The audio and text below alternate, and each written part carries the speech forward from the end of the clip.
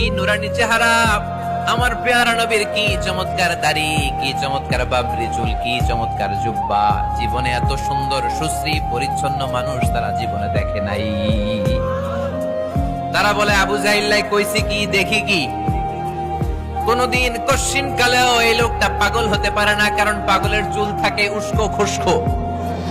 এলাকায় পাগল আছে না, পাগলরা চুল আশ্রায়, উস্কো খুস্কো চুল। পাগলদের চুলের মধ্যে থাকে জট, জামার মধ্যে থাকে ময়লা, ছেঁড়া ফাড়া জামা পড়ে, কি যেন বলে তারা নিজেরাই জানে না। এমন কোনো কিছু মুহাম্মদের মধ্যে দেখা যায় না। আবার এই লোক কশ্চিন কালেও জাদুকর হতে পারে না, কারণ জাদুকররা মন্ত্র পড়ে বিড়বিড় করে, ঠিক কিনা? এই লোক তো মন্ত্র পড়ে না, বিড়বিড় করে না। এমন এক কিতাব থেকে এই লোকটা আমাদেরকে কথা শোনায়, তার কথা শুনলে হৃদয়টারে ঠান্ডা করে দেয় কে? বিশ্বনবীর বিরুদ্ধে অপপ্রচারকে প্রচার মাধ্যম বানিয়ে দিল কে?